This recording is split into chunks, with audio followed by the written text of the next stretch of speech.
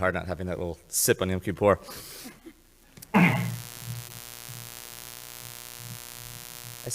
I still remember the taste. 20 years ago today, the taste of the grittiness of the air in Manhattan. Air is not supposed to taste like anything.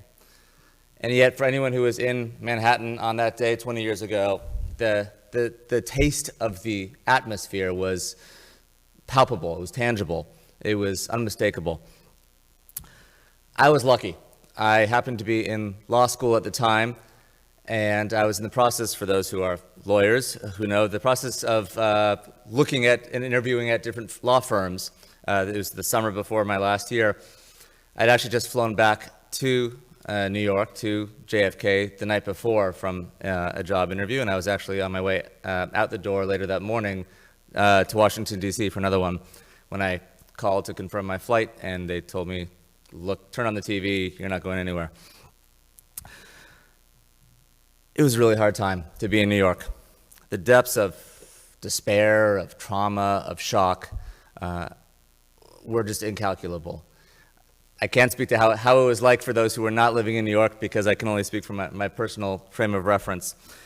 But I think I developed a level of PTSD, a post-traumatic stress, just from watching the news, just from the recitation of so many gripping, horrible narratives of those who perished in the towers, those who perished at the Pentagon, those who perished on the flight that landed in Pennsylvania.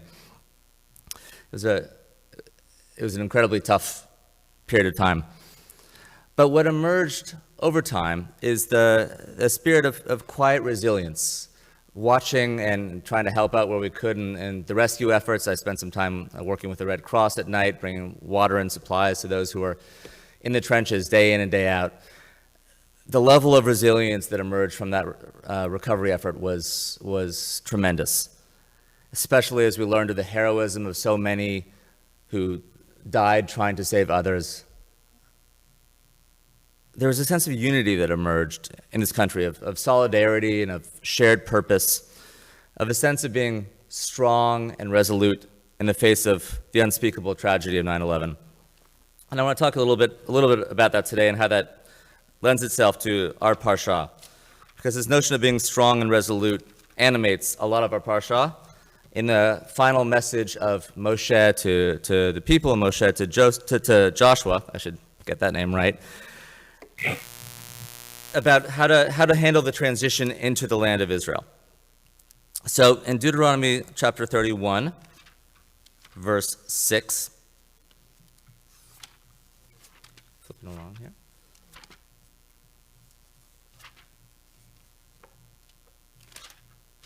Page 1173 and 1174 for those who want to follow along. Moses first tells the people of Israel, to be strong and resolute because God isn't going to abandon them as they enter the land. A few verses later, in chapter 31, verse 23, Moses gives Joshua a similar but subtly different instruction. Moses tells Joshua to be strong and resolute because he will be successful in bringing the Israelites into the land of Israel. Two fundamental differences between these messages of being strong and resolute. First, God speaks directly to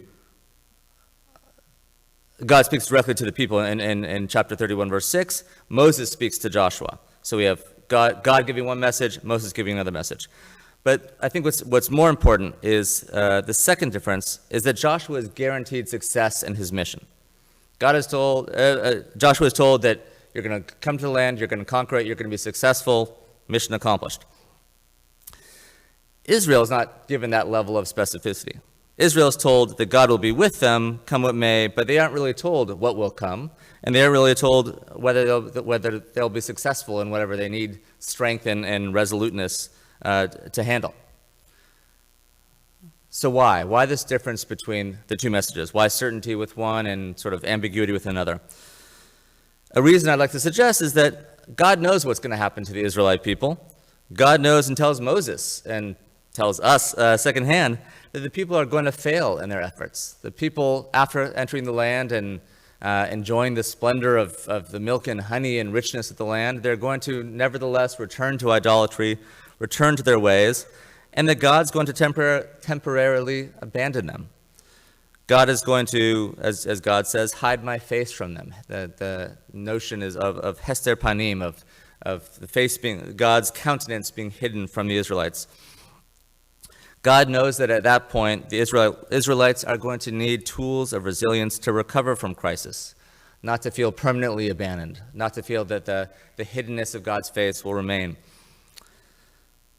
The natural inclination for the people of Israel, when they will suffer this calamity in the future, is to feel like they're abandoned permanently, to feel that God's absence is going to be a new reality that they have to endure, not a temporary one. Just as it felt to many of us on 9/11 that we had entered a permanent crisis. Our sense of security, of invincibility was crushed that day.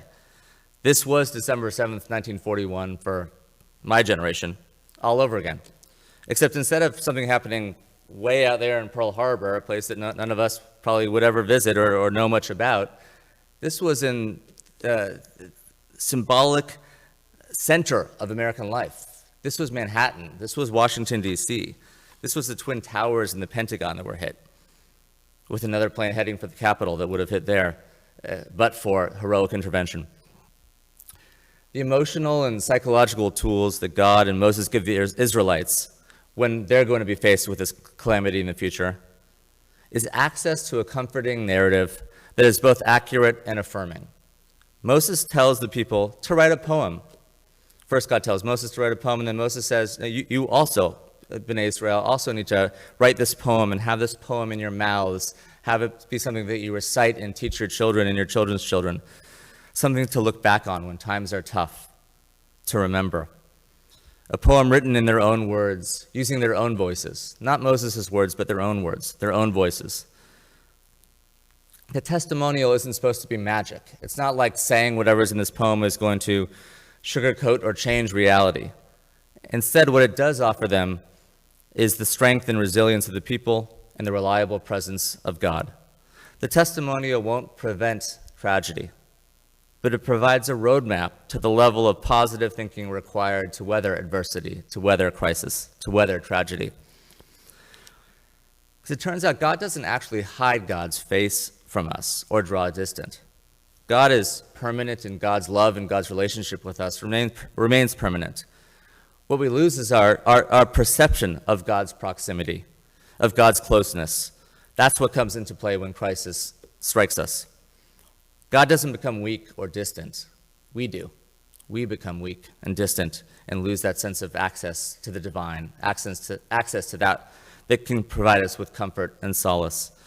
So when God promises us proximity and closeness, even during hardship, it's an encouragement for us to see God as close during these difficult times. On 9/11, our poem is the retelling of 9/11 stories, of the tragedy, but also of the courage and heroism of so many. We need these testimonials, these memorials. Narratives of possibility can give us the tools we need to wait patiently and hopefully, whereas narratives of failure lead to just more failure. On this 9/11, we continue to need chazak ve'ematz, aspirations of strength and courage and resoluteness. We can draw strength today when new tragedies occur from these narratives. How we drew together as a people, as a society, as a country. How so many sacrificed. May the memories of all 2,977 people killed in New York City, Washington, D.C., and outside of Shanksville, Pennsylvania, be for a blessing. We continue